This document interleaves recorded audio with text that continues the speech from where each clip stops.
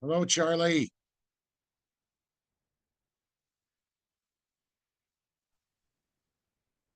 Hello, Charlie. How you doing? Hi. Wait a minute. Wait. Oh, that's right. That's right. The other end of You're recording already? the. Gotta connect the other end down here. You got Just a minute. recording or you It's did. hello, Charlie. Yeah. Hi. Tom's here. He's getting something in the thing. There's only two of us here right now. But he's here. Tom Tressler's here, and he just went over to Target for a few minutes, and Oh, we only got one other guy here, so right now might as well wait a few minutes to get started, but there'll be more coming, I'm sure. A lot of traffic up here, so what else is new? But yeah. huh? Yeah, it's Yeah, but he'll be here. We'll get started soon. We'll get started soon. Okay. oh, we're early. Yeah, well, at least I'm here and open up, so let me switch that around here so that I can. Yeah. Okay. Yeah, you can see me now a little better. Yeah. Hello, Steve. How you doing? Hi, Tim. Yeah, how you been? Oh, okay. That's good. That's good. I'm We're interested in the topic tonight. That's good. Yeah, Tom Tressler's a pretty decent guy to watch on these things. He's spoken here before, and he'll have a good presentation. Got to get Jerry to make sure I got his presentation downloaded while I'm sitting here. So it's just going to take me a minute or two here.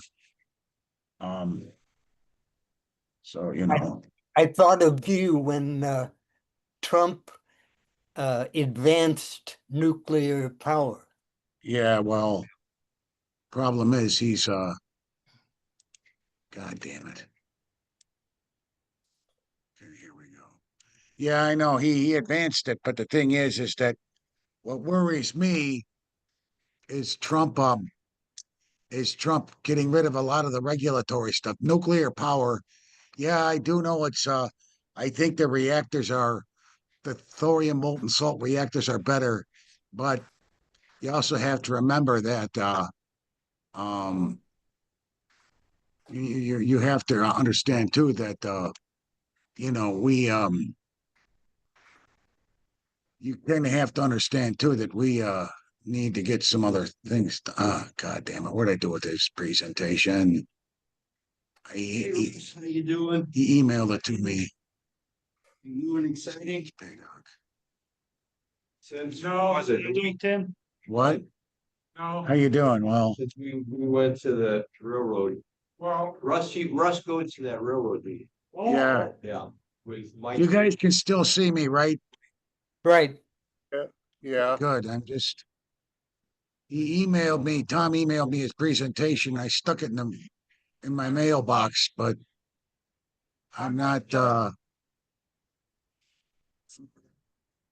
What's it for railroad? oh god damn it. the Central Electric Rail fan. Okay. It was on Yeah, it's last night. What? Central Electric Rail Fence was last They're night. taking them out and see- Oh, that's all right. I got it here. I'm trying to see if I got it here. I know he emailed it to me, so but Agree.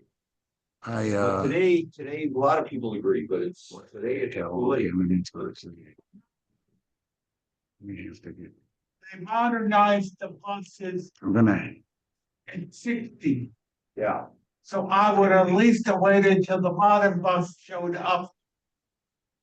So I'm not saying we shouldn't have took them out, but we would have took them out maybe 10 years later. Well, the reason they wanted to take them out doesn't necessarily have anything to do with their value to. say no. I know. There's big oil company and big automobile company Now, one pressure. Sometimes. Hey, Rita, how you doing? Hey, Colonel. Yeah, he's here. He's here. Tom Tressler's here. Tom Jerkin. You're talking about Tom Jerkin. Ridiculous standard, Well, I did hear that, Yeah, yeah, which is Chevron. yeah. So they're two different corporations, but And, even though the Rockefeller still has stock in both. yeah. Well, they probably have stock in almost everything. The monetary institute. yeah, it wasn't bad at all. Is it, it's worth following up? He wants an economy that calls to the needs of our better nature. Yeah, And I don't believe he has an economy built on you're an asshole, I'm an asshole, we're all greedy assholes. Not idealistically, but this God damn it. this company are. Yeah, I saw that thing on Los Angeles. oh, yeah. No. Where is that meeting, Russ? Yeah, good. Brando. You're down. Oh, boy, they all almost late. Yes, but they have that 60 bus that takes you right there. Oh, okay. That's it, we're talking about the railroad trucks. And Mike are regulars and I'm an occasional. Railroad. Yeah, well, last time they had a segment on Savannah, Illinois. And all of the, I didn't realize. Stuff before he said, you know, Illinois. Back in the day, you know, you moved to rails all over the place. I love it. In my home. She's earlier down. When she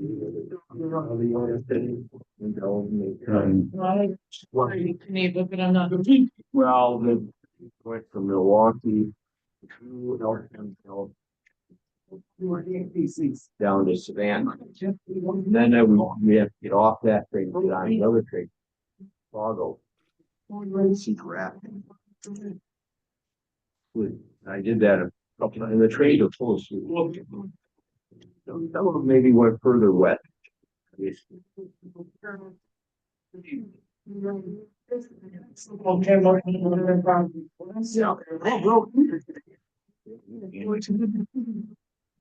You guys still there? Hey, Tom. Yeah, That road. Okay, good. Tom, I know you sent me you sent me a PowerPoint. You sent me a PowerPoint and I'm having a little trouble. This wasn't it, was it? Oh, there it is. All right, that's it. That's it. Okay. No, I think that's it. Yeah. It'll take a minute to pull here. Okay, I think we got it. Back up on it. And then you're more aware, you're a lot clearer. Okay, there we go. All I right. haven't been on this highway. All right. No, I just wanted to make sure we had it. South. Incredible. That's where that, you know, done. He was going to take the guy. First. That's a gimme. But still a white man. Oh. Yes. Let's see. Good. One word. All right, good. Nice like hamburger, Okay. We'll see what she has in this. What did you learn when you were trying to get avoid having the Olympics in Chicago? Yeah. Yeah. Olympics. Everyone's on New Year.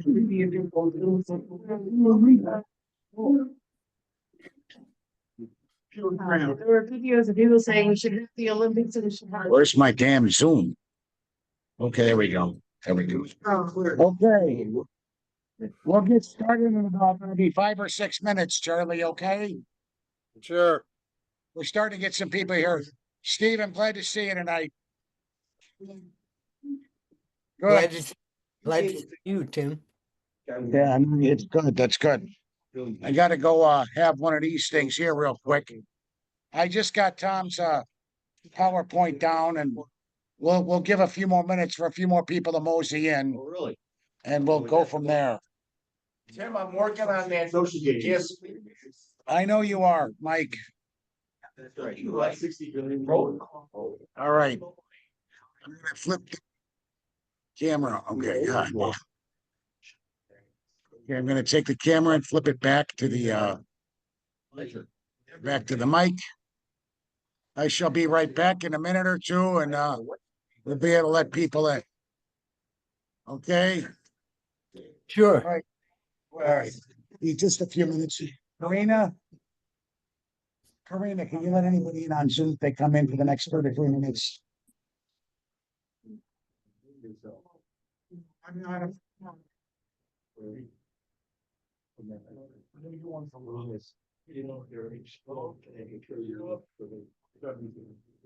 Okay, so 2006. Who here is the best?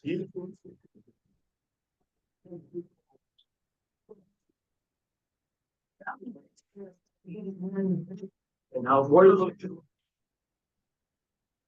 Hey, what are those thoughts mean? Building the stadium and all the dedication. All the dedication. For Montreal, yeah, so this is it. Out there, right? Very good homework. Yeah. But who cared about that? Well, but what about how much money did they bring in to each?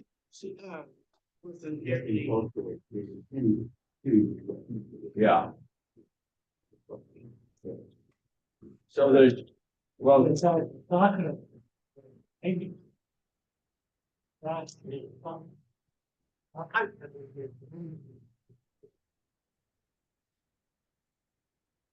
they made money. The universe. The universe would create a permanent Olympic facility in the summer, have it in Greece. Greece needs the money, they need the tourism, they're really poor.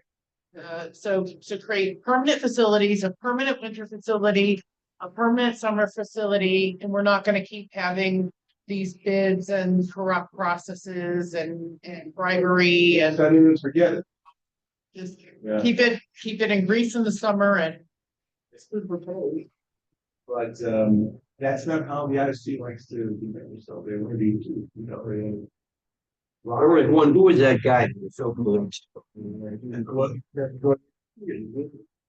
Excuse me. what was the guy's name? What? Juan Sullivan? I think that's what. Kind of ran the whole thing. Well, I don't think he does it anymore. The guy just. You know,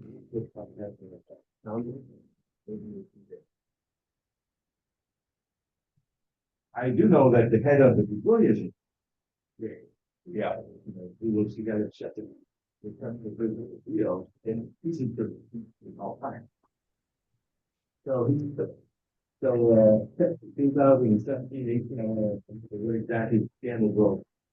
The contractor thing, yeah, fixing, well, police found gold bars in this guy. That should gold and a little bit for this guy's phone. So he didn't. Where did that come and get that? By he sold his contract. Oh, for like the stadium. Yeah. And governor of the you know, province. Yeah, so. For the season. Keep your head up, buddy. See, that's what it took to beat Chicago. Very striking. Chicago. We're beaten by cities that are more below this. We're just waiting for some more people to come. Well, it's funny you say that because that's what the editorial said. Oh, that's why we just didn't play the game like we normally play. Yeah. We'd only. People understood the taxpayers have to leave behind it, you know, and Some years. was, this will not increase your taxes. Right. Yeah. And I am ready to sell you the naming rights to broaches, but Yeah. I, Yeah, no, Mandela gets blocked, right? You're Jesse. Recently, where Mayor Brandon Johnson said, well, the stadium, he said, I've got a plan, and this stadium won't cost us anything. Bridges in The Wayback Machine, that's, I published the book about no name Chicago. Yeah, because nobody was telling the story. I mean, they refused to report on this. So, I'm very opposed to having the stadium, a new stadium built. like I say, Having it built, just if you want to pay for it with your, Yeah. money, you're very welcome. Use your own funds to pay for it. like I say, the Caskey family are billionaire. Yeah. So this is the book. Tell the full story of No Game Chicago. Where it was just published. I'm actually, oh. But yeah, I was waiting for someone to tell me. I think, right? Yeah, I think so. All right, give me a minute here. We're gonna get going. We say might be, but, oh, it actually might cover it. They didn't cover it, how many covers did we look? We're both pro and con people back in the day, yeah. Oh, but you knew it was gonna be. Well, don't be sure, you know, who the head of the ISC, you know, what if he had gotten the game? There's two individuals. It's 1, 2, 3. Yeah. I think I'm gonna just do regular. Okay, everybody, my name is Tim. Welcome to the College of Complexes. I'm gonna be your host tonight for the college. And the college consists of the following format. First, we have a brief announcements period. Then our speaker, Tom Tresser, will give his speech for up to about an hour. Then we'll have questions and answers, and then after that, we'll have our infamous rebuttal period where each member will get to speak a certain amount of time to now, there are 2 rules to the college. One is 1 fool at a time. The second one is no personal attacks. That means I can't call Charlie a schmuck, but you know, that's something else. Yeah, you can. Oh, yeah, but you know how that goes. All right. Before we get into our big bunch of announcements here, I want to make a quick pitch for Tom Tresser. Tresser. On our video page, on our video archive, go all the way back to 2010. He did give a good speech on the Olympic bid 1 year later, what we should have learned, 2016 Olympic bid. That's well worth watching because it's one of the few times I have seen the full story of the elimination of the Olympic bid. And it's up there already for you guys. We can't hear you, Tim. Oh, okay, hang on. Come on with the program. I'm doing it right now. Can you see that? We can't hear you anyway. Why aren't you at the podium? Because Charlie, I wanted to do it from here. because So no one can hear you. That's a good idea. All right, Charlie, give me a second, then I'll get up there. I'll get you up there. We'll start with our announcements.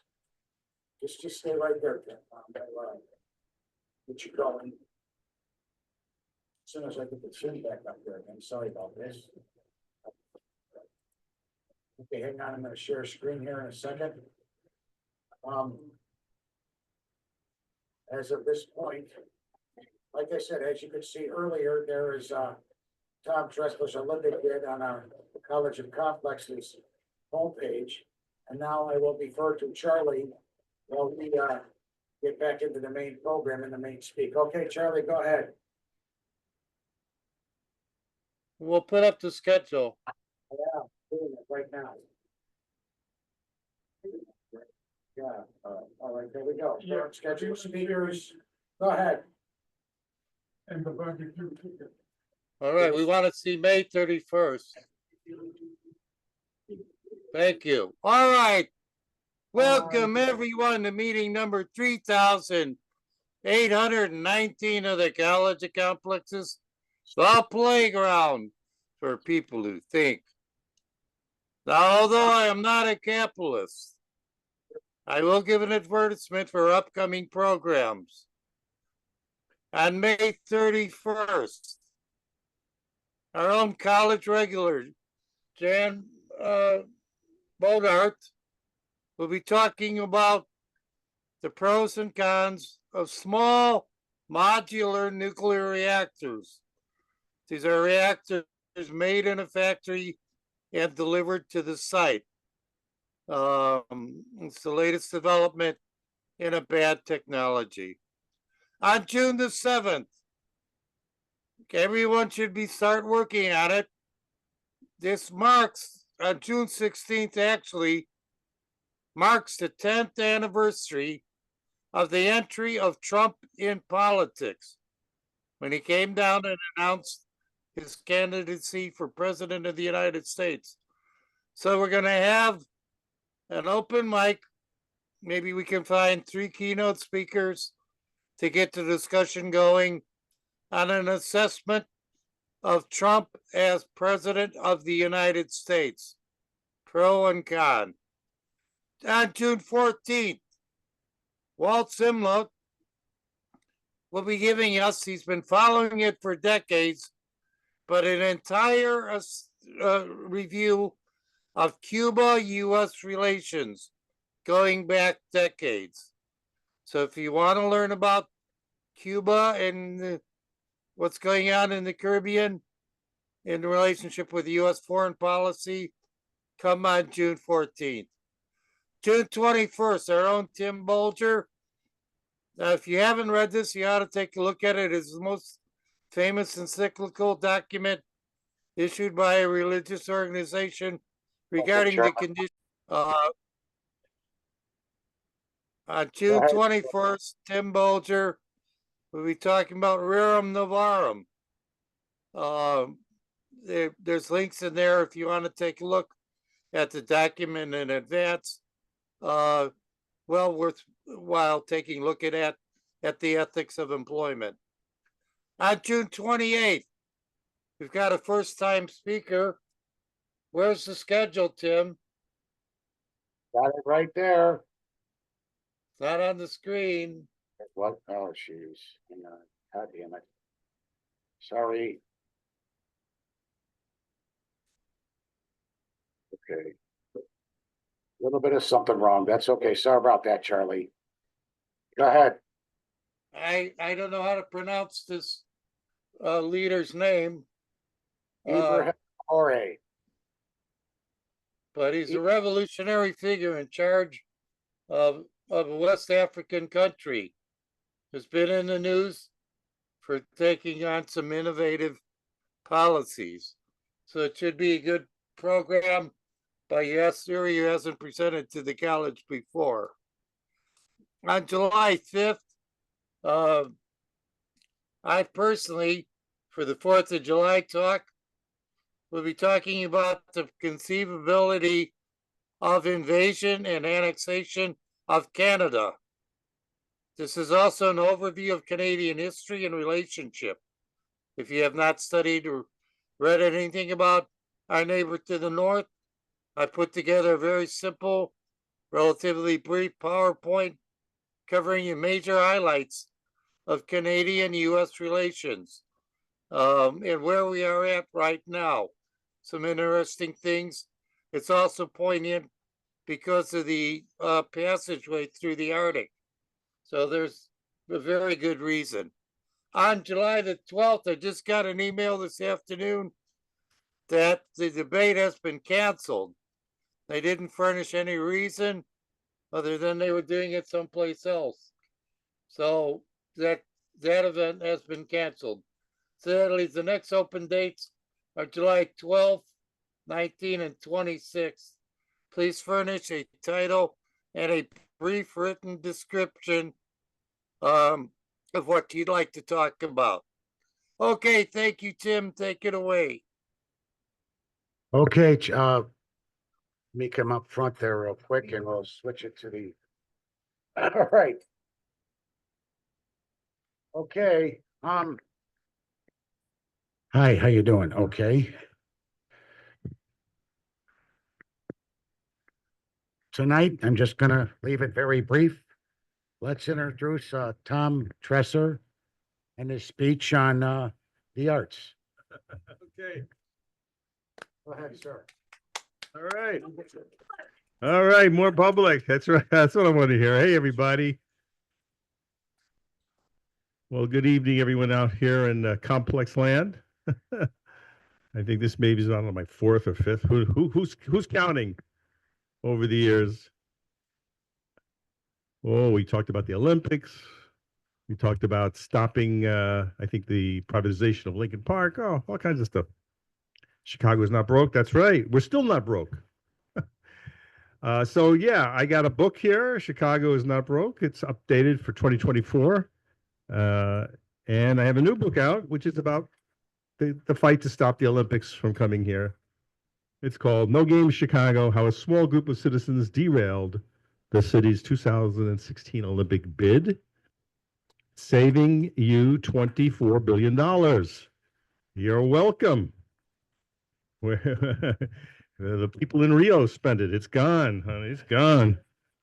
Okay. So we're talking today about something a little different, though. Yeah. We're going to talk about culture wars and stuff that happened back in around 1990, 1991. But I'm revisiting that because it's sort of, in my opinion, sets up the current state of affairs in America. You look around and wonder, how did we get here? And part of the answer is we have to look at our history. So let's talk about culture wars. When I'm talking about culture wars, I'm specifically referring to around 1990 to about 92-ish, when the arts in America were under attack in a manner that was unprecedented. And at that time, I was a theater producer. So if you guys know of a place called Pegasus Players Theater over on Wilson Avenue, that's where we were for many years. I was just a theater producer there. Before that, I was a Shakespearean actor, had done many plays, around the city. Happily making theater, doing very well at it. But the summer of 1990, the League of Chicago Theaters did a retreat for the theater industry, and they had a speaker from Washington who was telling us that the National Endowment for the Arts, which is our premier arts organization in America that funds the arts, was under attack. And it was in danger of being demolished or destroyed or not reauthorized. The normal procedure for this organization that had been around, at that point about, I'd say 30-ish years, and always enjoying nonpartisan support from both parties. But what was happening here was something different. So to give us a little sense of the drama of the time, let's watch this guy. So I think we need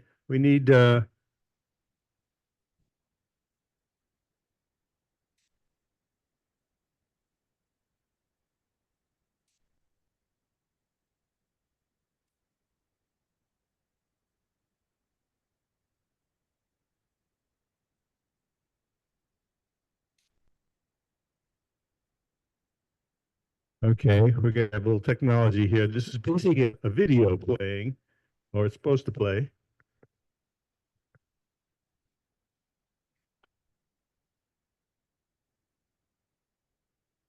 Hold on.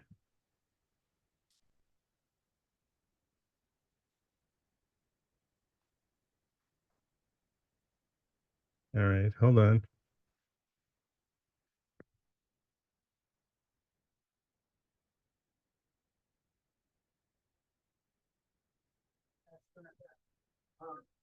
All right. All right.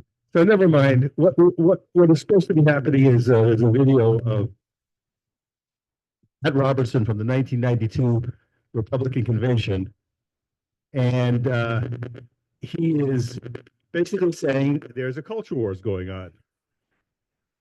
That's okay. Anyway, just Google Pat Robertson, 1992 Republican Convention. Pat Buchanan. Anyway, he's basically saying we're at a culture war, and it's it's for the heart and soul of America. And he's talking about people like us, intellectuals, gays, iconoclasts, people who are questioning, the status quo, hippies, radical artists.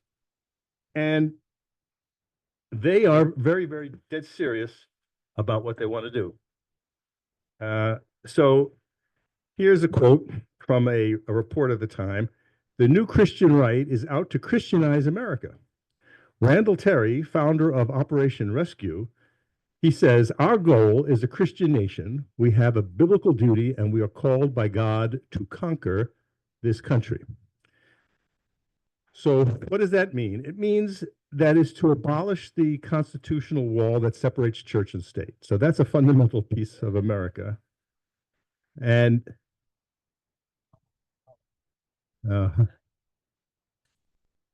so we're supposed to have a separation of church and state in America, in case you didn't know that. It goes all the way back to the First Amendment when the Constitution was passed and amended a few years later. Anyway, these guys don't believe in that. So one of the groups that was pushing this point of view was something called the Christian Coalition. And the Christian Coalition was founded by a guy named Pat Robertson, Reverend Pat Robertson, a very successful evangelical minister who's already been doing, I'd say, ministry for 20 years or so, very successful. Had his radio show, 800 number, printing press, headquarters, very successful. He ran for president in 1988, and he ended up endorsing George Bush the first. And then he turned his political campaign, all the mailing and all the apparatus into the Christian Coalition. So it became a political operation. And he was very, very good at what he did. So he quickly started a series of, I would say, organizations like his ministry, his university. So you'll get a degree there. He had the 700 Club. So in other words, he was a very influential guy with millions and millions of followers. And when he turned into conservative Republican politics, all of a sudden he was a player. One of the organizations or events that they established was called the Road to Victory. So this is a conference and a training event that happens in Arlington, Virginia, every year, and it's like a World's Fair for the right, and all the conservative politicians go there to speak and be heard, especially anyone who's thinking of running for a high office. They kind of go out, and it's like a beauty pageant. Can they appeal to this audience? Can they get them excited and start making some hay for their campaign?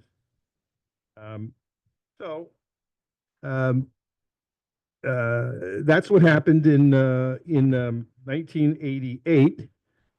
We see, imagine a picture of Reverend Robertson holding up Bob Dole's hand in victories, 1988. So that's an image from that event. And then you fast forward to 2016, and you see an elderly Pat Robertson with then candidate Trump. In other words, they go to kiss the ring of Pat Robertson and make an appearance at this event. Now, Mr. Robertson published a book called The New World Order in 1991, and here's a quote. He said, "We must rebuild the foundation of a free, sovereign America from the grassroots, precinct by precinct, city by city, state by state." So that's Pat Robertson in his book explaining his political agenda. And they set out to do just exactly that. Now, so the stage is set for culture wars, okay? In 1990, there were 4 artists that were working across the country, doing what we would call performance art. Okay, so they're not visual artists necessarily, but they're performing, and they use props sometimes. So it's usually a solo operation. Sometimes they have music. These artists were Karen Finley, uh, John Fleck, Tim Miller, and Holly Hughes. Okay, two guys and two gals, and they were very sexual. I mean, they were talking about their bodies, they're talking about their sexuality. Tim is gay, and so their work was fraught with images and sounds and emotion that was discussing some controversial things. Now, the Christian Coalition found that all very disturbing, and they started to organize against these artists. They wanted their money to be taken away. So they got, some grants from the National Endowment for the Arts and from their state agency. Not a lot of money, but they became what is known as the annual report. You hear cursing in the background. That's our guy. Things are not going right with our PowerPoint, but that's all right. If you go to Tresser.com later, like tomorrow, we'll have the presentation there. So it'll be at Tresser.com. But what happened was the Christian Coalition started doing direct mail campaigns. So people started getting direct mail saying, "Aren't you outraged that your money is being used for obscenity?" And then they would have a picture of maybe Holly Hughes smearing peanut butter on her breasts or something. This is part of her shtick, And so there's one particular exhibit that I talk about is it happened in the Valencia Community College in Orlando in 1991, and it was called Scents and Shivers, SCENT, Scents and Shivers. And the artist was a man named Bill Paul from Georgia. I'm not that familiar with the world of visual artists, but in 1991, Mr. Paul was very well known. And this was a solo exhibit of his work at the Valencia Community College. Well, there were some images in there that a secretary in the college found objectionable. You might say it was homoerotic. There was something about Christianity in there. It's just something this particular lady did not like. She called her minister. The minister came over. He didn't like what he saw. He called the two conservative radio stations in the Orlando market, and they turned their programming exclusively to this exhibit and talked about it all day and night. And all of a sudden, there was a firestorm. Their phones were blowing up, and the president and the board, they're all getting letters that this exhibit should be shut down. And then the members of the Orlando City Council and the Florida State Legislature started getting letters saying, "This is outrageous. You must take that money away, and you have to shut down. This is horrible." And the letters were from the Christian Coalition, one right after another. And so I have the letters, and outrageous pornography. I mean, it's pretty heavy language, And if you're on the receiving end of this kind of hate, it's pretty debilitating. And the woman that ran the gallery, she didn't know what hit her. I mean, she's a successful gallery operator doing her job, and the next thing you know, they got police outside her house. Her phone is ringing off the hook. They're going to kill her. They're going to kill her children. I mean, it's all nasty, nasty because of the Christian Coalition. Well, the Christian Coalition did more than just this direct mail stuff, and then I just picked on that one episode, but you can imagine that repeated over and over again across America, where somebody didn't like an exhibit that was funded by public money. They got the local Christian Coalition involved, and the thing happens all over again. Letters to the local mayor, letters to the legislature, and I have documentation that didn't bring with me today, but it's all the way up to Anchorage, Alaska. So there was a theater company called Out North. Out North, get it? It's gay theater. Okay, so the guys that run it were gay, and the plays they put on dealt with gay subject matter, and they were subject to the same hatred. Take their money away. This is horrible. this is perversion and so forth. And so from Florida to Alaska, these guys are pounding on the arts, all during the 90s. Okay, they did more than that. They produced voting guides. So the Christian Coalition would produce these voting guides and place them in churches, as well as in newspapers and through direct mail. And what they would do is, if you were a congressman and you had voted for the NEA, in other words, to just reauthorize it, you showed up on the voting guide as someone who supports the public funding of pornography. As if they asked the legislator, would you give public money for pornography, yes or no? And he says, yes, of course I love pornography, so yes, I'll fund it. No, they simply translated our representatives' affirmative vote for the NEA into that. And of course, the conservative Republican opponent would say, no, I will defund the NEA. And so he gets a no on that. And if you're looking at this voting guide in church and you don't know anything more than that, you're going to say, this is outrageous. I can't vote for this man, even though he'd been representing you for many, many years. So we lost many congressmen in this way. And the one that I'm specifically talking about was Representative John Cox, a Democrat from Rockford, who is pro-labor, pro-women, pro-environment, okay? And he's defeated. He's defeated by Don Manzullo, who was against all those things. And Don served in Congress for like 15 years. He was one of the most conservative members of the Congress for many, many reasons, many, many, many votes. But that's Don Manzullo, and he served Rockford until he retired. But the Christian Coalition helped put him there, as well as many other congressmen and elected officials across the country. But the Christian Coalition is only part of a large number of groups. You have Focus on the Family. You've got the Family Research Council. I mean, there's quite a few. And together, these groups are, they've got about $250 million. I mean, it's a big, big operation. And each one in their own way is pushing legislation against abortion, against freedom of speech, against gay, trans, or anything like that, against public funding for the arts, against public funding for housing. I mean, they have a long list of things they don't like, okay? This is America. You don't like something, you're free to voice your opinion. But these guys have huge muscle. And if you're on the other side of those arguments and you believe in those things, you don't have any muscle, guess what? You lose. They win.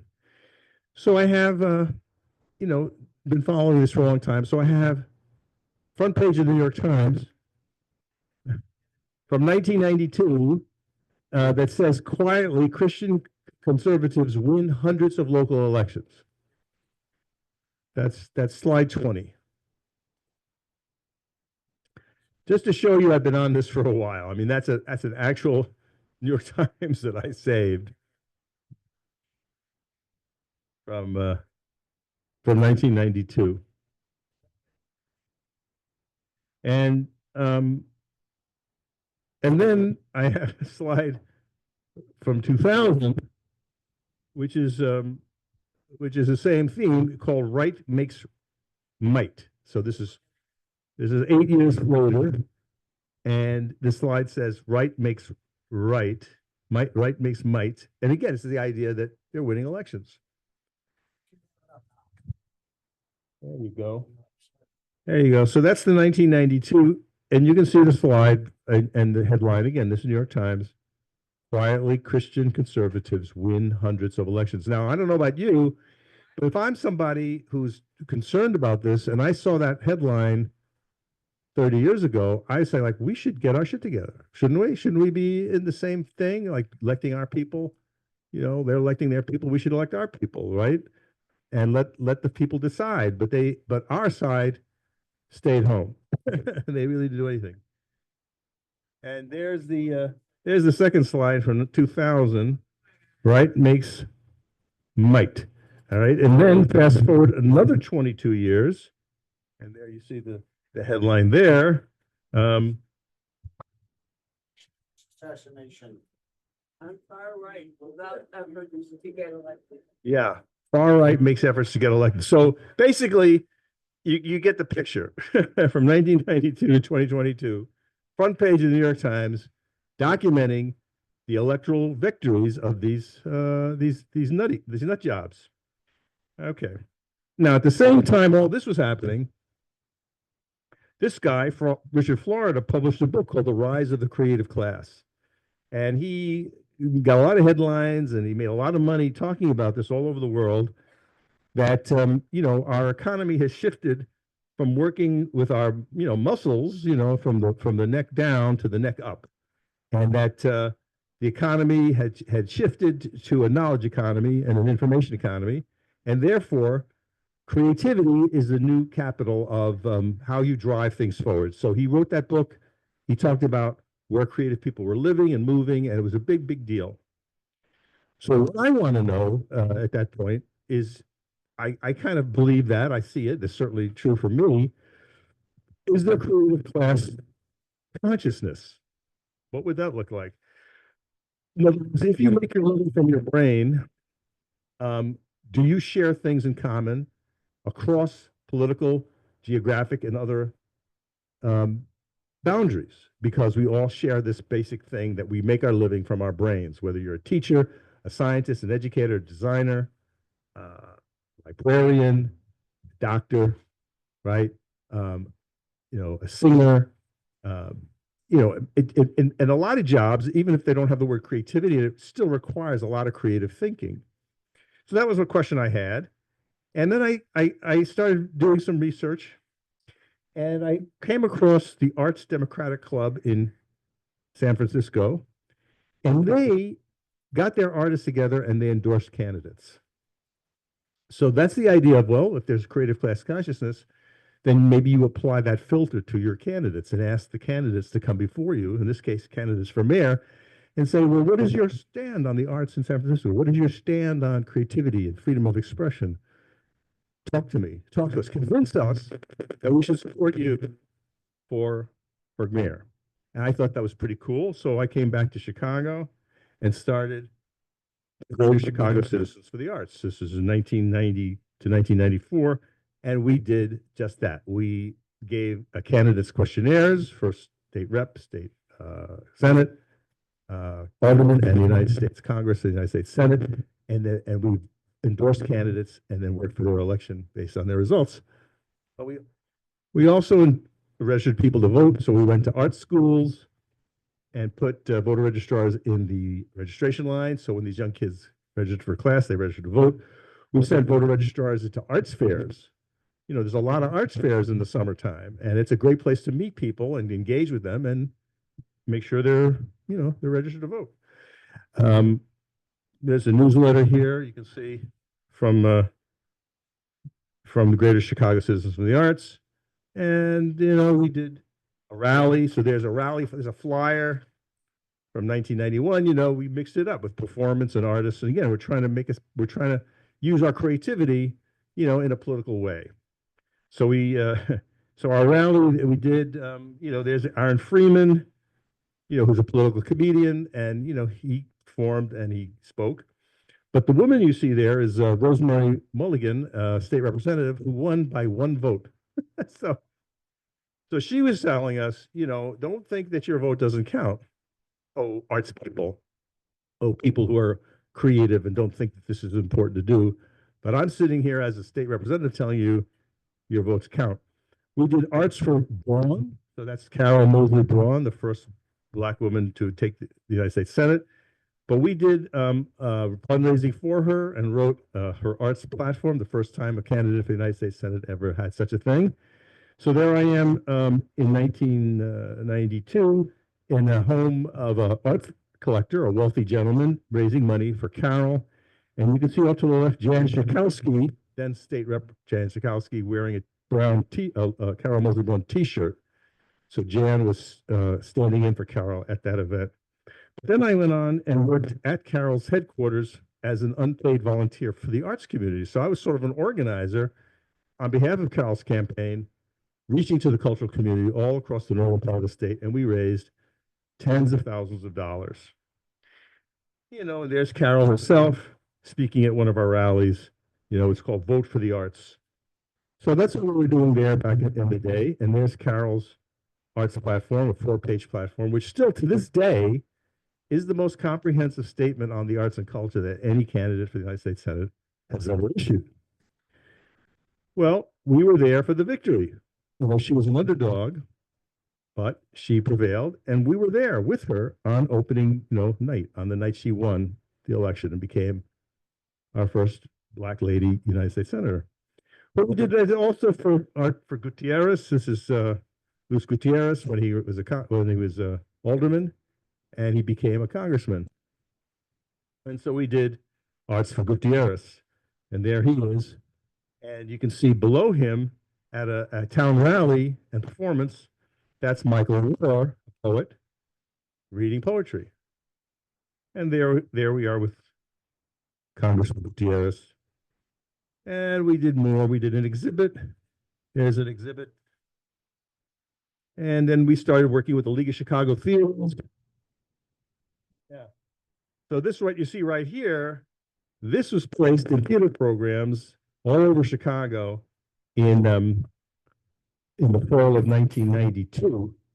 And the lights were dim, and the stage manager came out and said, hey, if you want to keep the lights on in Theater in America, sign this postcard, save the NEA, and put it in the box on the way out. We did a rally in Daly Plaza. You can see that. First time that ever happened. So there was performances and speeches and poets speaking in public on support of the arts in America.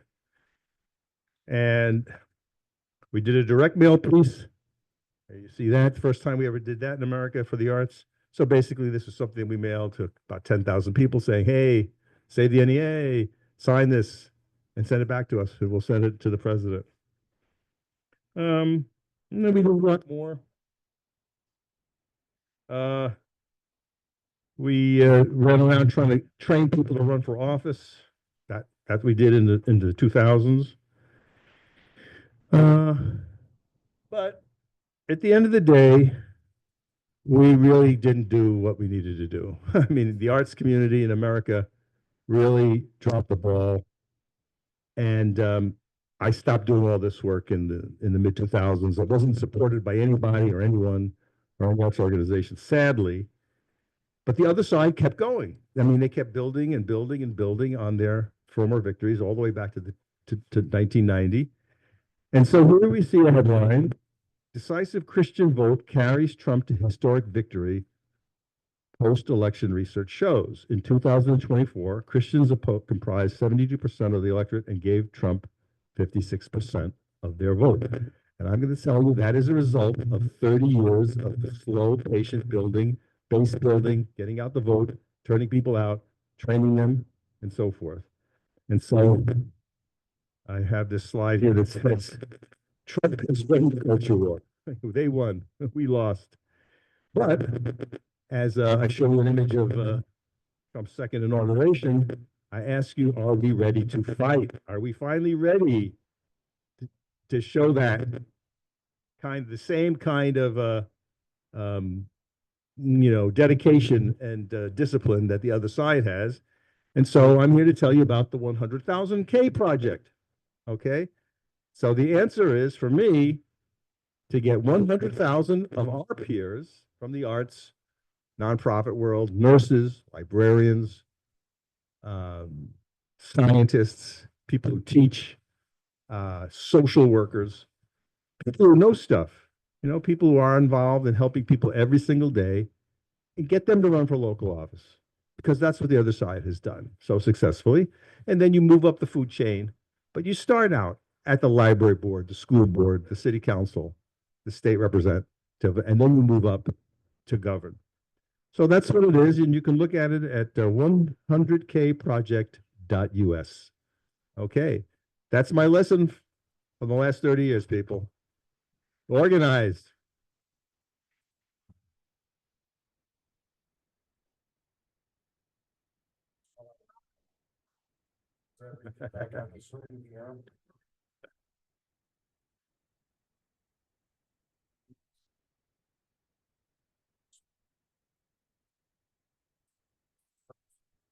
It's crazy times, ladies and gentlemen.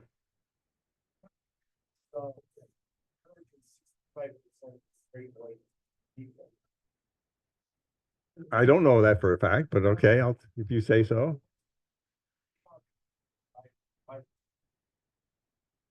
I don't know. What's your point?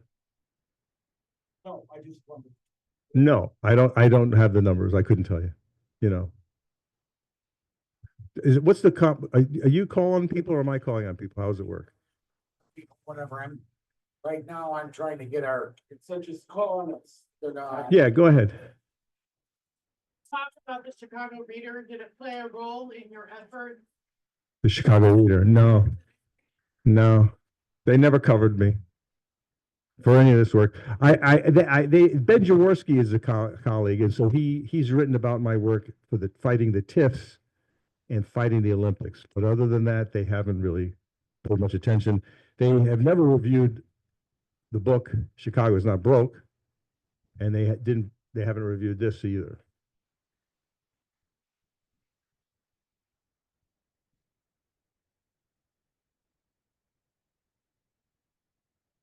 I think they might have written something about it. Yeah, maybe so. My memory serves, they might have written something about it.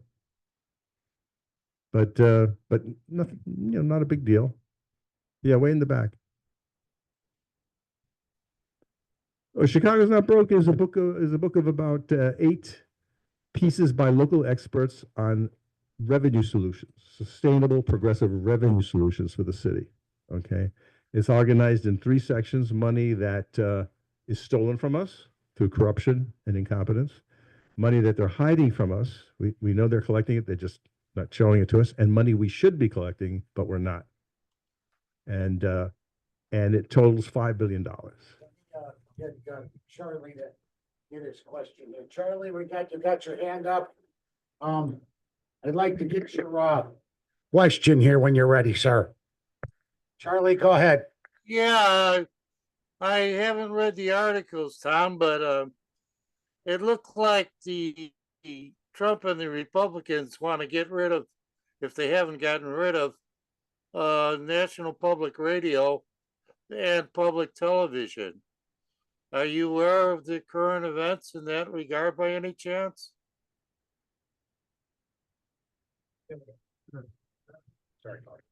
So the question was, are we aware of that the Republicans are coming for public television, public radio? Yes, of course, I'm aware of that. And here in Chicago,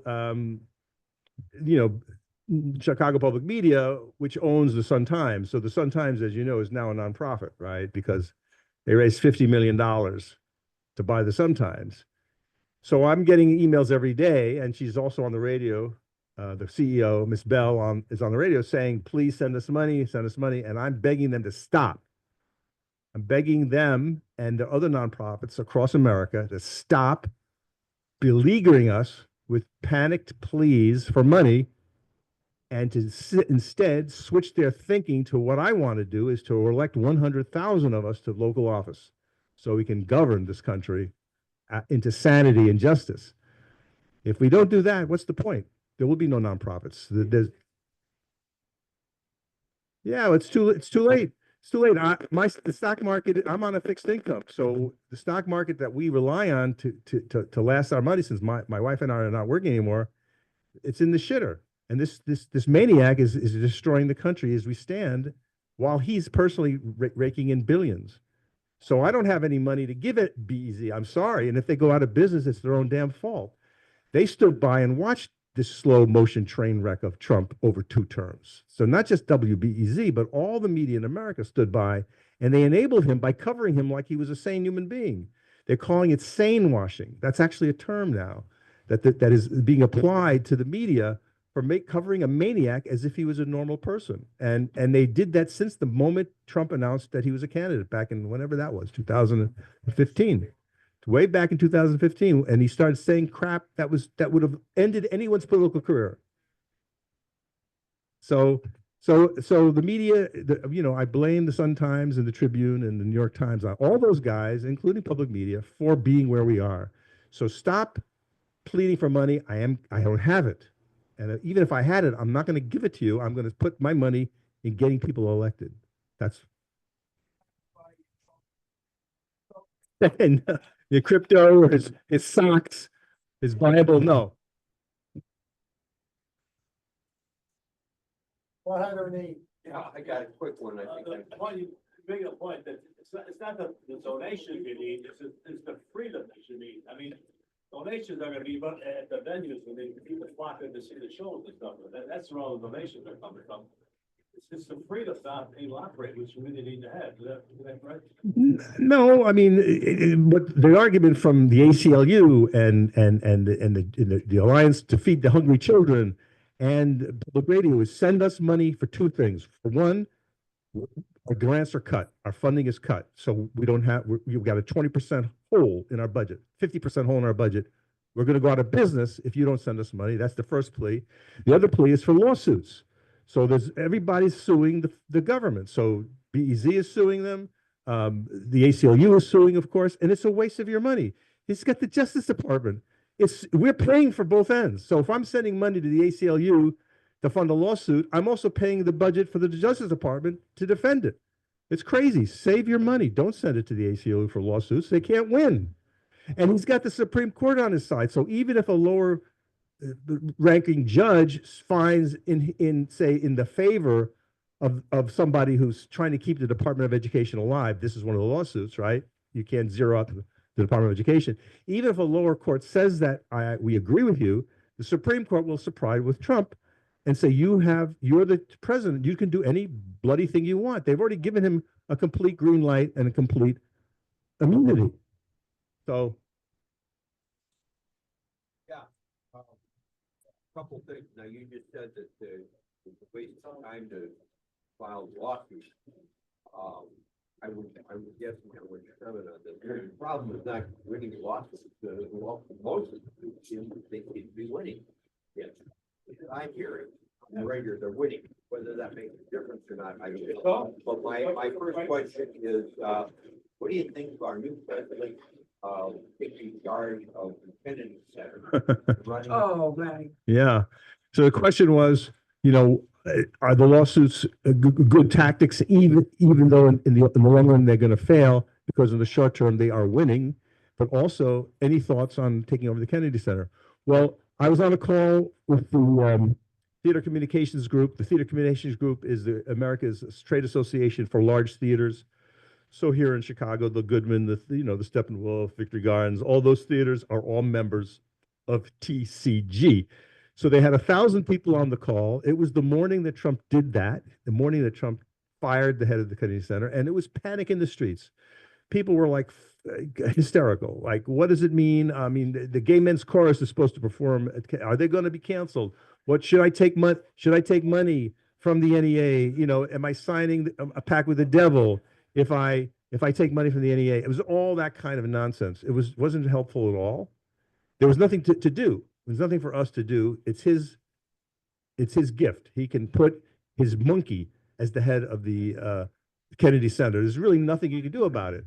So it's just take the hit. I mean, you can complain about it. It's just a waste of your time to sue him over the Kennedy Center. It's a waste of time. And then I was telling the people on that call, is like, could you give us something to do?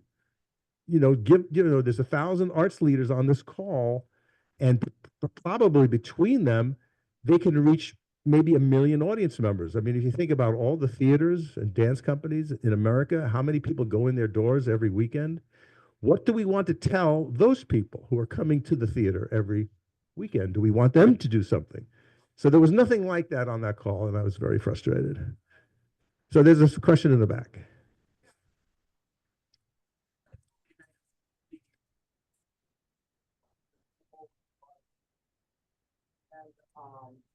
You gotta realize that, and you gotta fight a bully hard. Mm. You Yeah. gotta get judges on your side, you gotta sue them, you gotta tie them up, you cannot whimper away, because a bully wants you to whimper. Bully wants you to whimper. Yeah. Judges, on courts, you want your gay men's chorus fighting everybody. Well, I'm with you on fighting, but the thing that has to be done, my friend, is we must govern. I mean, so yes, rally in the streets, but my problem with the left has always been what I call undigested anger. So you have a rally, you know, at Daily Plaza, which we had just a few weeks ago, like 30,000 people. What's the point if we're not doing anything with those 30,000 people? So that's my complaint, and it always has been my complaint. Now, if we had a rally and 30,000 people showed up demanding justice and we knew who they were, and we could ask them all for $10 and then give that money to candidates running for office, for state senate, state rep, Congress, whatnot, that's another story, right? Because now we're on the path to power. This whole thing has to be about power and governing. Otherwise, you're just pleasuring yourself, as it were, for no purpose. So, all right. She says there's something for open rallies. Yeah, you feel good, but we got to be smart, honey. We got to be smart. It's got to be past feeling good. It's got to be smart, and it has to lead us to something. Yeah.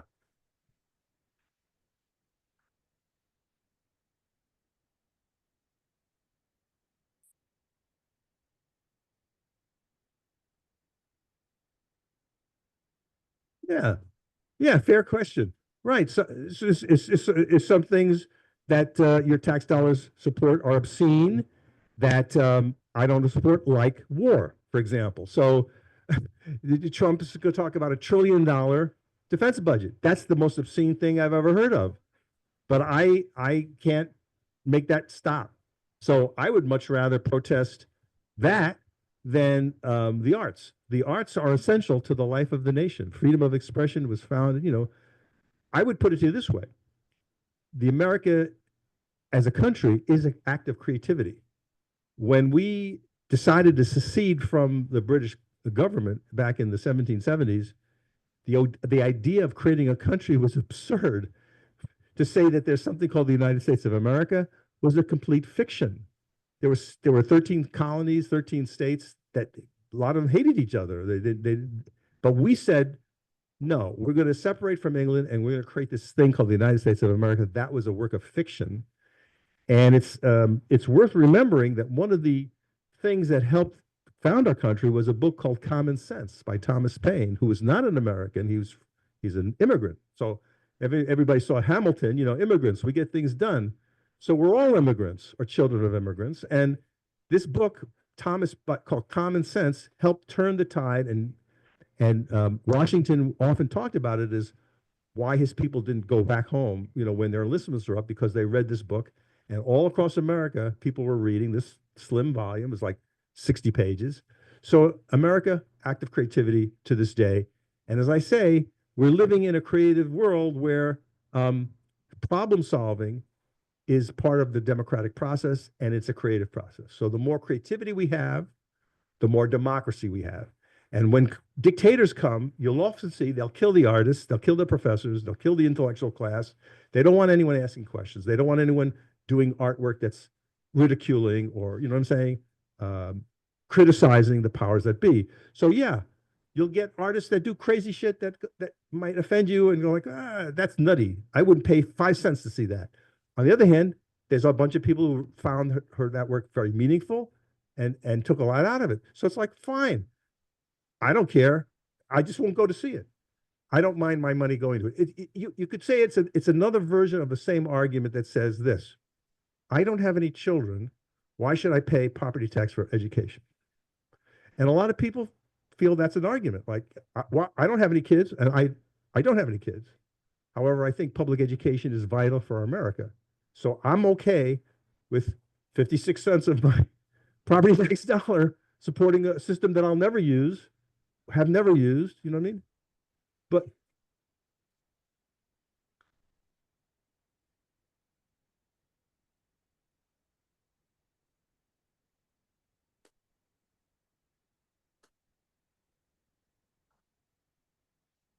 I think that the questioner is struggling with this idea that some arts that we're funding is strange or objectionable or it doesn't appeal to us. I'm just saying, in the broad scope of things, the Arts Council is a rounding error in the federal budget. It's hardly worth discussing. And if we want to get into where our money is going, for your values, I got a lot more better things to talk about than the arts. I'm talking about the Defense Department. I'm talking about, tax breaks for billionaires. That's where I don't want to support that. Let's talk about that. That's a real fight, I think. My question, let me get you next. Show yourselves and we'll be all set, Charlie. Go ahead, Charlie. Yeah, I got, Charlie. actually, I have several questions, but I'll start out with one. Tom, I somewhat relates to the previous question. If you could repeat the questions, we'd appreciate it. But I was wondering, do you apply any standards to what you consider to be art? Now, I used to write plays on occasion that were performed at the college here. Now, if I brought one of my plays to you, your production company, and you refused to do it, could I claim you're stifling my creativity and you don't believe in freedom of expression?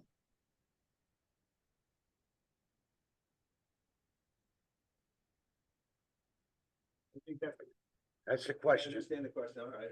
All right.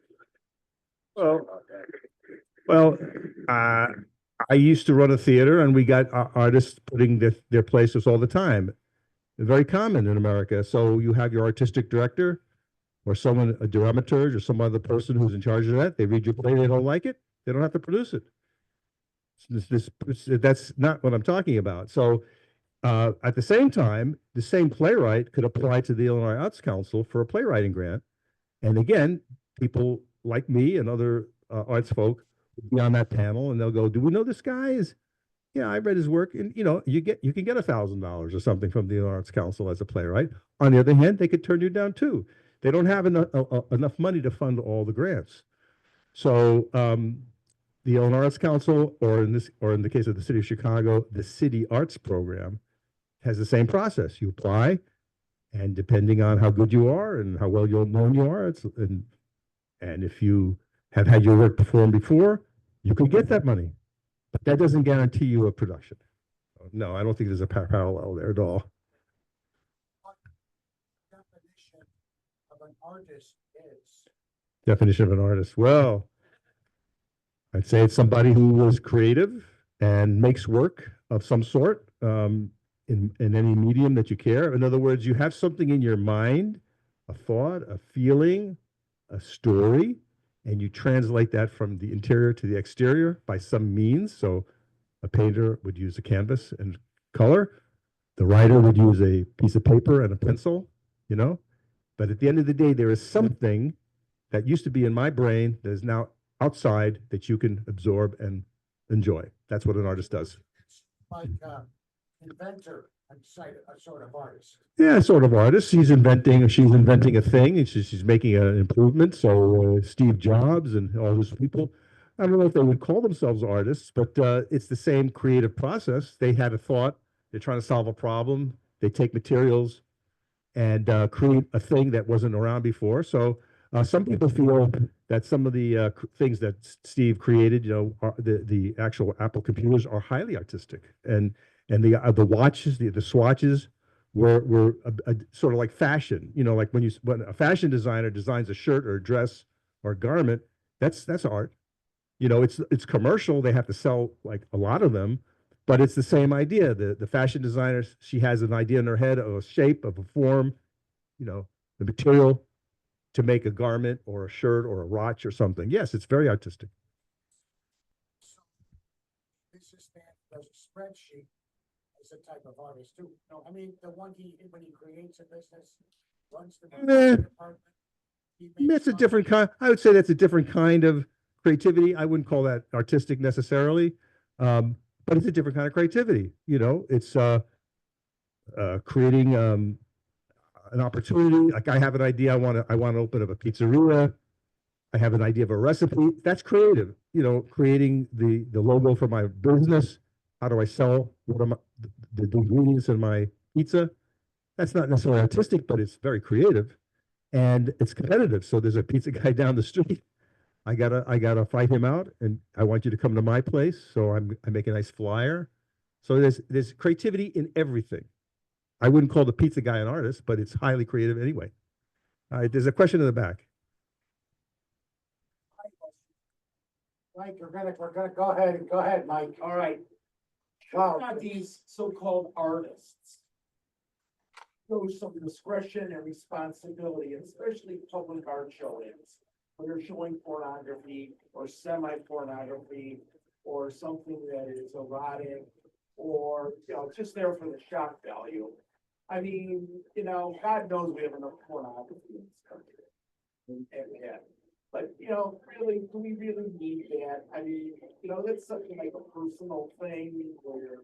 Well, all right. Well, what one man's pleasure is another man's poison. I mean, so Robert Mapplethorpe was the photographer who got a lot of this criticism. Very beautiful photographs. He worked in black and white. He had something called the X portfolio. All right, so this is not for everybody. These images were highly erotic.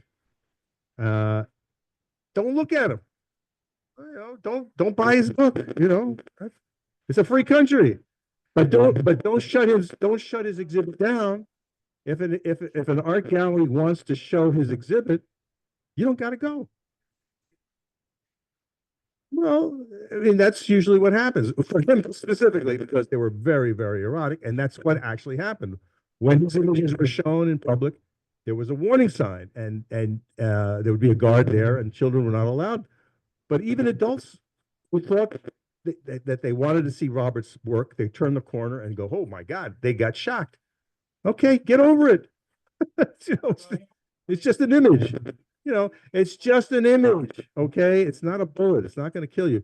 So if you really object to the gay men's chorus, which I mean, I'm picking on them, don't sue them.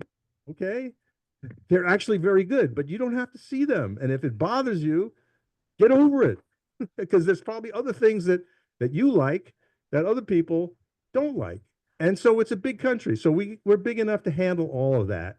And like I said, just like I have no children in public school, I'm perfectly happy with my money going to these very small things, to make the country saucy and full of life and zest. We need all that. I really do.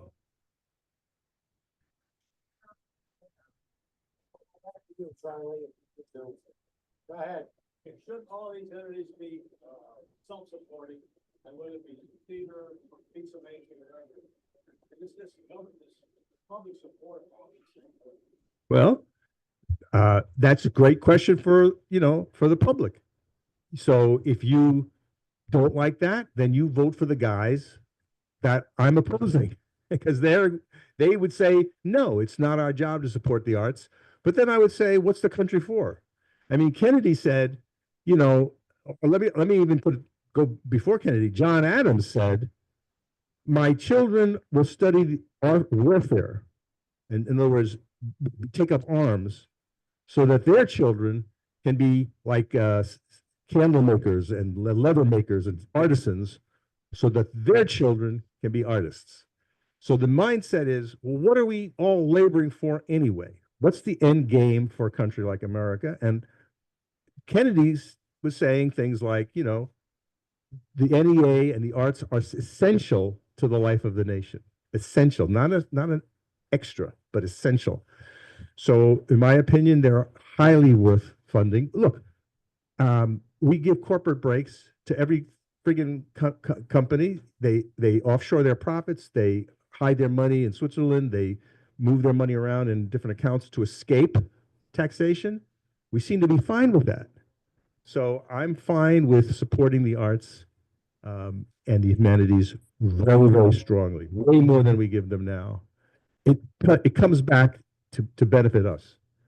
A literate child, a child that reads over and above the grade, will make more money over the lifetime, will be more productive in society, will be more useful to us than an illiterate child. That's just a fact. So if we want to litter America, that isn't to keep voting for morons. That's what he said. Trump loved it. Trump said he does very well with the uneducated. For this reason, I'm just telling you, this is what I'm saying. He proves my point. How are we doing? Charlie has one more question. Go ahead. The mic again, we're still having some trouble with the stupid sound. Don't have it so close to your. All right, Charlie, go ahead. Yes, I was a federal employee. I don't fully understand. You just have a program where you write the government and then they give you free money. And if you take money from the government for the arts, aren't you producing propaganda? Now you're saying you just say you want to do something and the government gives you free money without any constraints or application of criteria or worthiness, and then you wonder why people might object. I mean, if you were in charge of the NEA, how would you dispense the funds?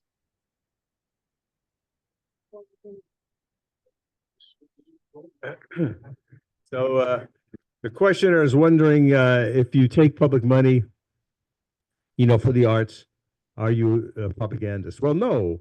The government funds research. I mean, the internet itself is a product of government research. It was something called DARPA. They were investigating how can we communicate across the country if there was a war or some serious disruption and the telephone lines were destroyed. The fact that we have the internet, the fact that you can ask that question over the internet is a result of public research money spent, I don't know, 70 years ago. I mean, a lot of things that we take for granted, vaccinations and polymers and plastics and all kinds of things that are benefiting our everyday life came out of government-funded research. That's what a democracy does, in my opinion. We use public money for these public goods, and some of it you can't see necessarily the immediate payoff. But what I'm talking about is literacy across the country of our people, our children. That is a huge payoff, and that is one of the reasons why I believe in investing in the arts, just as I believe in investing in the sciences. But again, if enough people took that position and they elect people who don't believe that, then they'll stop. I mean, that's a democracy. So if enough people believe that that's a waste of money, then there will be no National Institute of Health. There will be no NEA. There will be no National Humanities Council. There will be no free public libraries. Why should we support the libraries? If you want to buy a friggin' book, go buy the book. If you don't have any money, too bad on you. That's where your thinking takes you, right? No public libraries, no public anything.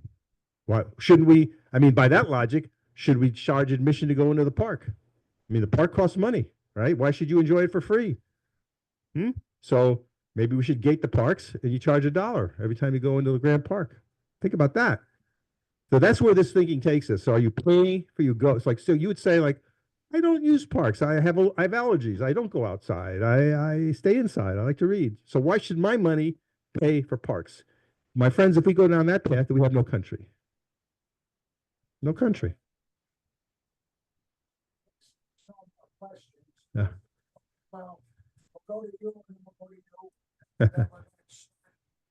Wrapping it up. All right. It's hot in here, folks. It's hot. Let me tell you, these guys are peppering me right now. Sir. You, okay. You were speaking of an artist, Maple Thorpe. Somebody call him a degenerate artist. Yes. Putting a crucifix in a jar of urine. That was a different artist, but I get you, Billy. So, right, like I already told you, I already answered that. Some things you're not going to like. Walk away. Don't watch it. There are things I don't like in the federal government that I can't do anything about, like the defense budget. You got to live with it, dude. You got to live with it. You got to live with it.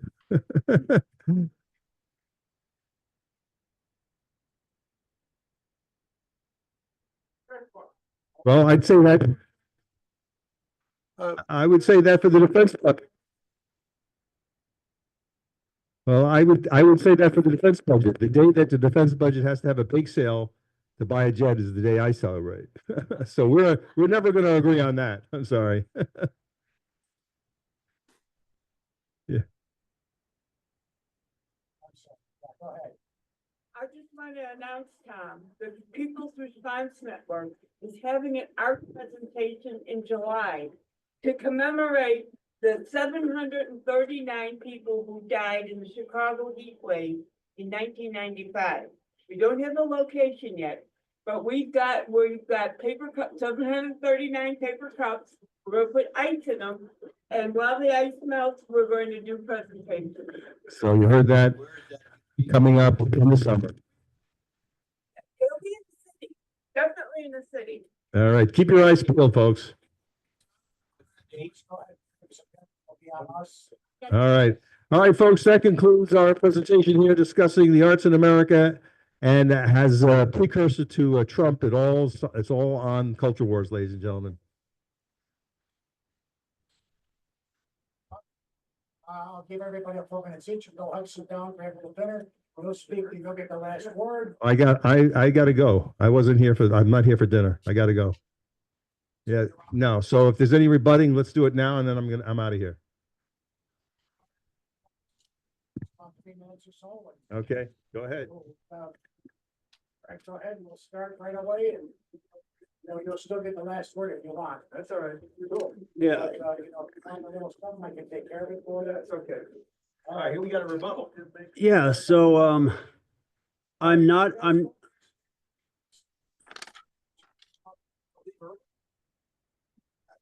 right. All right, about 3 I'm- minutes each, thereabouts. Yeah. of, So I'm not inclined to support public taxpayer supported art, but this is not something I can say is unconstitutional. The federal government has the right to support useful arts and science. That's under the patent clause. I just looked that up. Turns out they don't patent these art exhibits, so maybe if they patented it, there would be some kind of legitimacy to it. But some of you were trying to ask about Mapplethorpe. Here's the source of this article is National Coalition Against Censorship. The article is called National Endowment for the Arts, Controversies in Free Speech. So this is an anti-censorship article. And I'm just going to read a couple things here.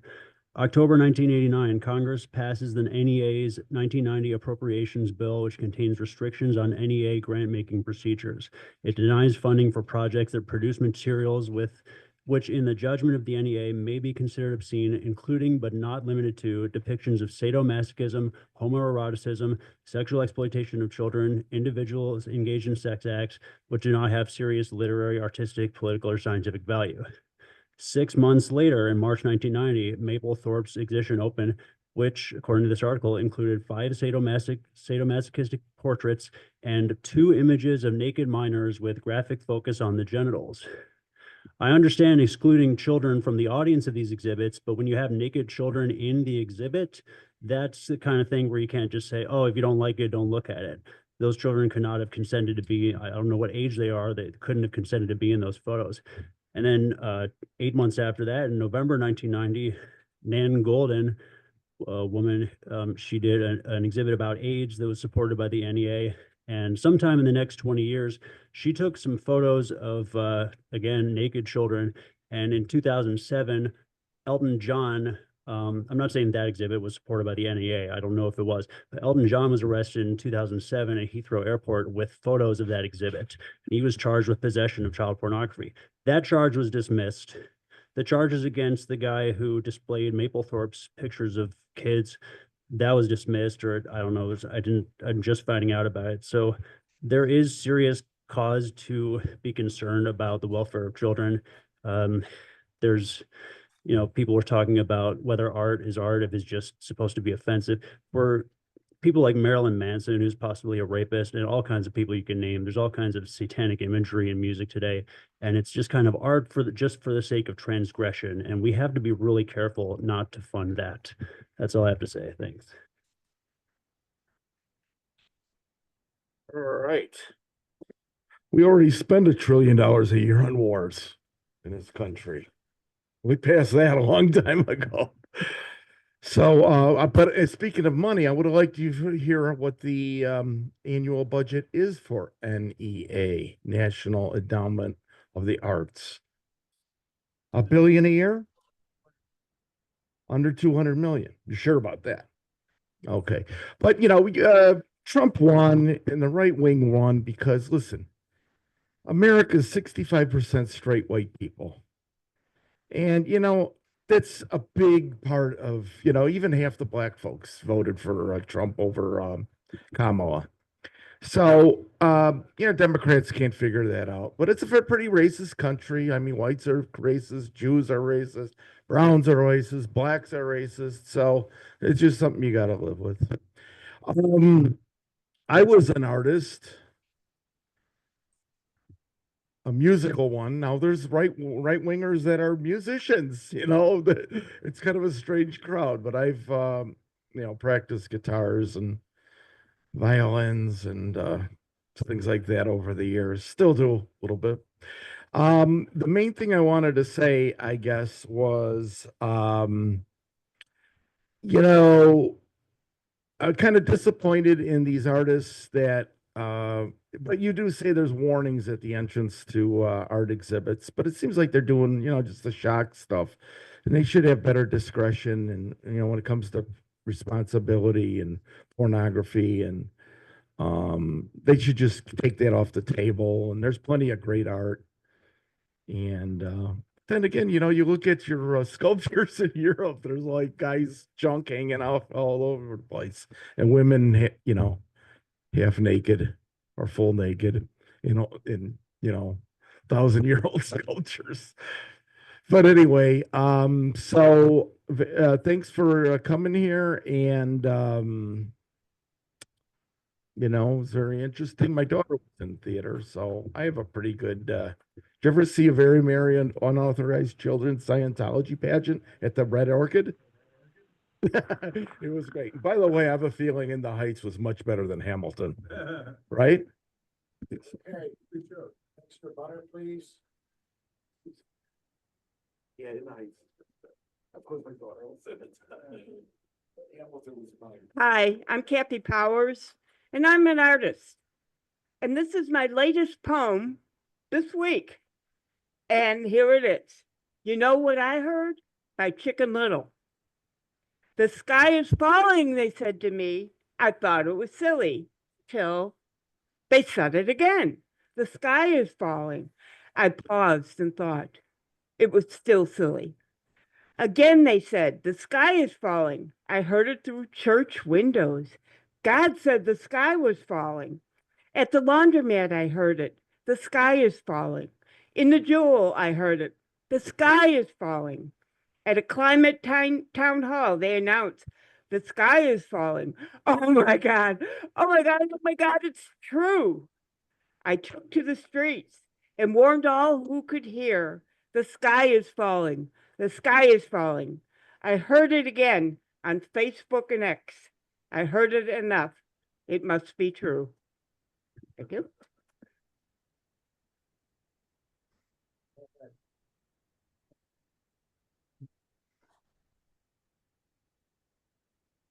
There was an artist, and the artist had a piece where what he did is he used duct tape and he taped banana to the wall.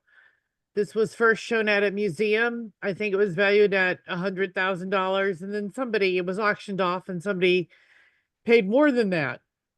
I don't have a problem with that because I was not involved in that financial transaction. But I do have a problem when I'm compelled or being forced to sponsor somebody who wants to get paid an exorbitant amount to duct tape a banana to a wall. You're saying don't look at it, but I still want you to pay for it. Now the Constitution does the clause, we the people, and it says promote the general welfare. I support parks and I support libraries. I do consider that to be part of the general welfare. I think that My take is watching 60 Minutes and watching Morley Safer talk about modern art and then do a follow-up piece 10 years later where he goes to Miami Art Basel. And, there's part of, I think my issue with art, it starts off with the Dada movement with Marcel Duchamp, where he just has a urinal on a wall and that's art, and then he takes a wheel and positions it upside down and that's art. Where I think there should be some craftsmanship or some accomplishment in art, and then the other is abstract art and the drizzle paintings or doodle paintings in Cy Twombly. Um, Although I do thoroughly enjoy most of the art at the Art Institute, but I feel it's pulling a fast one on people who are pretentious and want to appear to be educated. Similar to music that sounds like throwing pots and pans against the wall. The thing is you're welcome to support that with your own private money, but you're not welcome to use my money for that. In terms of the dissolution of the media and Chicago's and Times being a non-for-profit, the New York Times would have been gone, but they did manage to monetize. They created a subscription model. So now I don't know if I would pay for a subscription to the Chicago Sun-Times, but I do pay for a subscription to the New York Times. But you do have to find a way to monetize. And yes, I'm also am sick and tired of you constantly begging for money and support our campaign and this or that. And then I wake up and I listen to WBZ, and then oops, it's another time for another one of their begathons. While I love This American Life and this other thing, the begathons get really old really quick. So I do share that sentiment with you. I thank you for coming. I thank you for your talk. Well, I forgot something. I know you guys, you're gonna get a cigarette? Okay, I'll be real short here. Yeah, I agree with you that the media, big media and small media, they blew it with all this. They're just horrible. American media is just a joke. But the thing I wanted to point out is that even though you're promoting organizing, everybody does that. Oh, we got to organize. Oh, we got to organize. And people are like, I don't want to organize. Oh, we got to. I think these people are going to have organizing should be pointing out the lawsuits, the judges, the people with connections, and you got to fight like hell. I'm going to steal that term from Trump. You got to fight Trump like hell. You got to fight these Republicans like hell. And you got to tie them up in the courts with the judges, with everything else you can, and make sure the fake media in this country, the horrible crap media, knows these stories. And you got to get out there. And I don't care if you got to protest at the headquarters of all the creepy New York media outlets. You just got to fight with everything you can. You got to fight like hell. Well, we got a different election. Tom, I have to congratulate you because you just rekindled an interest in me in the prolific author Richard Florida, and his book is starting to come back to me in droves. And it kind of reminds me of exactly who is an artist. And I remember, I go to a church called Springbrook Community Church in Huntley, Illinois, that I'm a regular member of. And recently, because of my mom and having to take care of her, I've been rediscovering my Catholic roots and Catholic church and all that stuff, which is one of the reasons why I'm going to be doing my first speech in a papal encyclical in a couple of weeks. And then when I read it, it was like, oh my God, they answered everything here a couple 100 years ago. But, it all starts with a spark. It all starts with a burst of creativity. And what Richard Florida's premise was, it takes artists and people with creative endeavors to get an economy booming, whether it's a creative endeavor of a scientist or sometimes the creative endeavor of a businessman who's got to go out and raise capital and learn the art of public speaking and learn the art of conveying idea to raise money for his project. And then, of course, the science of putting that together and getting a factory going and doing it. There's a lot of different ways that art and business mix.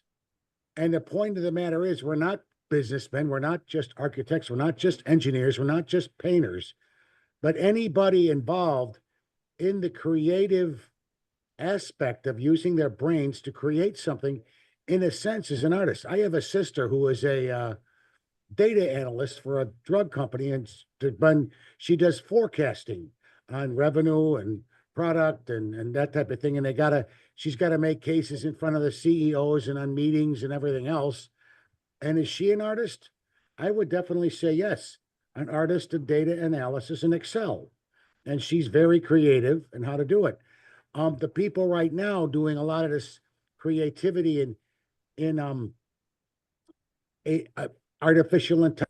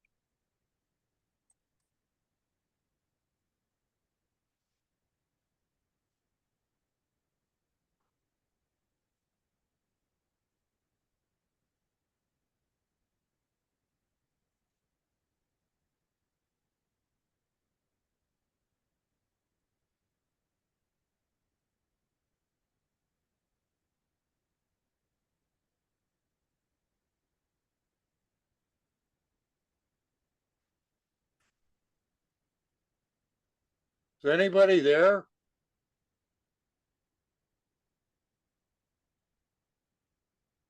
No.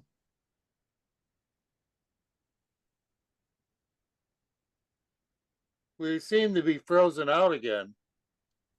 We lost the restaurant. Yeah.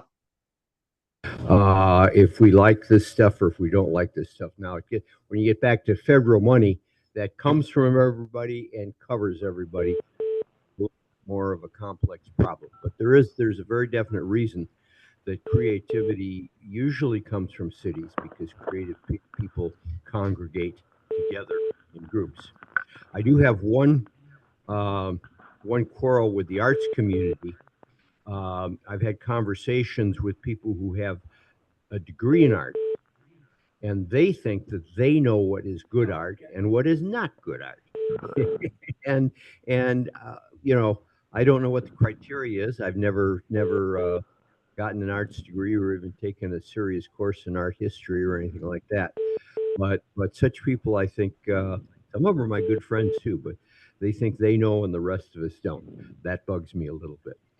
I'm going to end very briefly on a different topic, but a topic which is in the news every day, and that is what's going on in Israel and Gaza. It bothers me terribly. It bothers me terribly that what the United States government is doing. If you look at these pictures of Gaza, a wasteland, 80% of the weapons that did that are American weapons, which means that every one of us here are partially responsible for that. And we should be, and I haven't talked to my congressman about this, I have to admit. I should. We all should. We should be rattling their cage to bring that war to an end forcefully if necessary. And the one side aspect of this that I've said this before, and I'll say it again. One thing that really irks me is when people say, if you are anti-Israel, and I am right at the present time very anti-Israel, or at least very anti the Likud, Netanyahu, that whole crowd, and what they're doing now. If one expresses that view, some people say, well, you're anti-Semitic. Okay, they are two different things. And I've heard from many people that agree with me on this. But if you listen to the news media and even some of the top commentators, they're all saying, oh, gee whiz, there's been a rash of anti-Semitic acts recently. No, they're not really anti-Semitic acts. They're anti-Israeli acts. And the press won't report it as such. This most recent case with, I think his name is Rodriguez, who lives not too far from here, or we did. He's going to be living somewhere else from now on, I think. But the people he shot, I guess, were Jewish, but they were Israeli diplomats. Even the American citizen worked for the Israeli government. So I think his attacks were not intended to be against Jews. They were intended to be against Israel, in particular, government that's there now. And this is the way I feel. We need to do something about the government in Israel, and most of the Jewish friends that I have here in the city really seem to feel the same way. We got to do something about the Israeli government. That's where the problem lies. That's where the anti-Semitism comes from. Okay, again, Tom, thank you. Great presentation. All right. Tom, if you got a few words. That's all right, I'm done. All right. Want to say anything? Okay. All right, then, on this note, we'll, Charlie, go ahead. Whose phone number is that? Charlie, do you want to say anything? Yeah, I'd like to thank Tom Charlie? for a nice presentation and for his efforts towards securing funding for the arts. Am I coming through? Charlie, we can't hear you. Please hold on. I do. Hang on, Charlie, you're having some trouble. All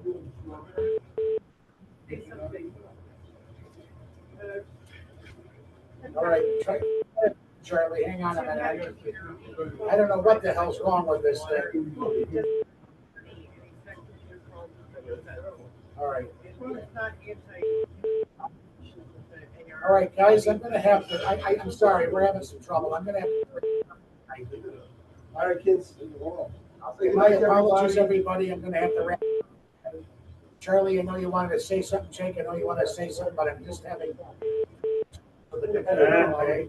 Relax. You guys have a good night and take care, all right?